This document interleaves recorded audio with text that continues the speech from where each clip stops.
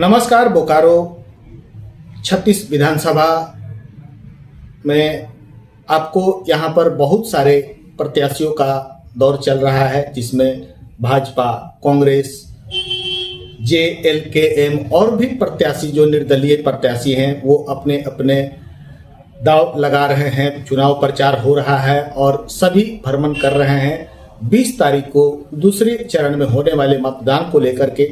इसी क्रम में एनसीपी के प्रत्याशी जसवीर सिंह के साथ अभी मैं बैठा हूं और इन्हीं से मैं बात करूंगा कि आखिर 36 विधानसभा बोकारो में क्या मुद्दाएं हैं, किस तरह की विकास हुआ, किस तरह से होना चाहिए और क्या लेकर के ये प्रत्याशी एनसीपी जो निर्दलीय प्रत्याशी हैं ये उतरे हैं और इनकी क्या मंशा है। तो हम इन्हीं से बात करते हैं कि जसवीर जी, आपका न्यूज 22 स्कोप में स्वागत है।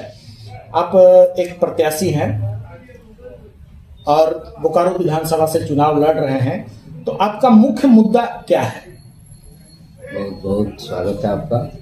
मेरा मुख्य मुद्दा है कि उत्तरी क्षेत्र को पहले विस्थापन का तंत्र से मैं मुक्त करूँगा।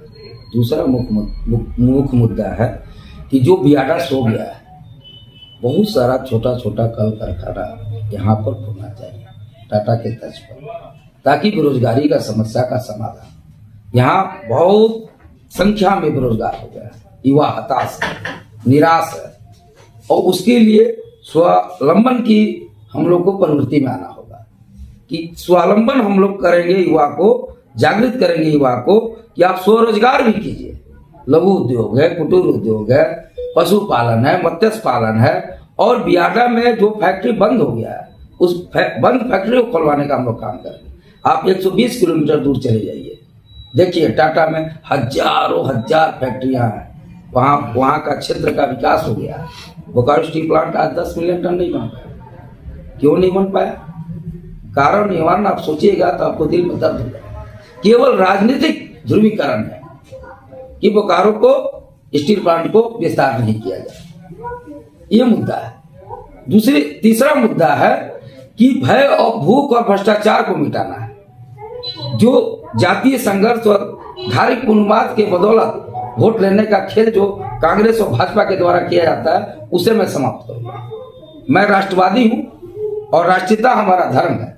हम पहले भारतीय हैं, झारखंड में रहते हैं, झारखंडी हैं, झारखंड की मिट्टी मेरी माँ है।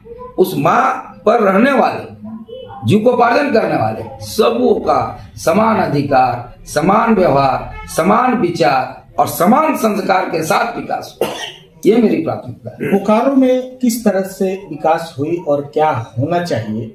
यहाँ के जो भी वर्तमान प्रत्याशी हैं या पहले रहे हों, क्योंकि वर्तमान प्रत्याशी में भाजपा के विधायक प्रिंसी नारायण जी हैं, राज्य सरकार जो है वर्तमान है, ये आखिर विकास कहाँ हुआ, कहाँ कमी है, इसके बारे में थोड़ा बताइए। देखिए, आप पूरे क्षेत्र का दौरा कर लीजिए, मैं तो कर ही रहा हूँ और यहीं पर जन्म लिया, यहीं पर मृत्यु भी हो जाना है। विकास के नाम पर केवल विनाश हुआ है। अपना झोली भरना विकास नहीं होता। आप क्षेत्र में जाइए, शुद्ध जल नहीं है पीने के लिए, स्वास्थ्य चरमराया हुआ है, नाला ओवरफ्लो है, चास का डूब जाता है। बरसात के पानी में चास के घर, एक एक घर में पानी घुस जाता है। लोग हताश हैं, किसान हताश हैं, युवा हताश हैं, बेरोजगारों का फौज हो गया है। माता बहनों का सम्मान की लड़ाई नहीं हो पा रही है। सब कोई हताश है कि हम लोग करें क्या। बोकारो विधानसभा में पुल पुलिया चारों तरफ केवल कमीशन खोरी है। अगर 100 रुपया आता है सरकार के माध्यम से या विधायकी फंड से, 100% काम होता तो विकास कहलाता। चबूतरा बनाने से विकास नहीं होता है। केवल झोली भरना या विधायकी है क्या? इसी को विधायकी कहते हैं। सेवा और समर्पण, हर एक युवा के मन में उत्साह, उनको रोजगार मुखी बनाना, ये होता है विकास। रोड, नाला, ड्रेन सब ध्वस्त। स्वास्थ्य का देख लिया था ना समस्या कोरोना काल में। विधायक जी घर में घुस गए, कोरोना काल चल रहा था, हताशा में जनता थी, राष्ट्रवादी बाहर निकले, कहीं ऑक्सीजन पहुंचाना है, कहीं दवा दारू पहुंचाना है, सारा राष्ट्रवादी किए हैं। बीजेपी को मैंने घेरा, वहां पर सुधार हमने लाया, हमने देखा, दर्द देखा, लोग मर रहे थे। श्वेता जी घर में थी, बिरंची बाबू घर में थे, और कहते हैं कि माननीय, वाह संभाले माननीय। जसवीर जी, यहाँ पर राज्य सरकार द्वारा 1000 रुपया देकर के मैया सम्मान योजना को लेकर के लाया गया है। वहीं दूसरी विपक्ष पार्टी एनडीए की तरफ से एक स्लोगन चल रहा है, कटोगे तो बटोगे, रहोगे एक तो होगे एक तो रहोगे सेठ। इस पर आप इसको किस नजरिया से देखते हैं? देखिए, मैया योजना या गोविंद योजना, ये जो भी फंडा है जनता को लुभाने का फंडा है, जनता को मिले। मैं कहता हूं सरकार के द्वारा जनता को जो भी मिलना है मिलना चाहिए, लेकिन मैं जनता को बताना चाहता हूं, आपके गाढ़ा कमाई, आपके ही द्वारा जो सरकार को दिया जाता है वह आपको लौटाया जा रहा है।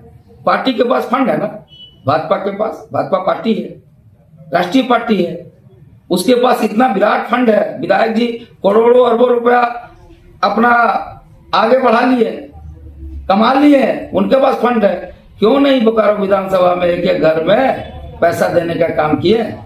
कांग्रेस पार्टी इतनी बड़ी पार्टी है, क्यों नहीं पैसा देने का काम करती है? ये तो उसी का गाढ़ा कमाई को लौटाने का काम है भाई। जनता का ही पैसा जनता को लौटाओ,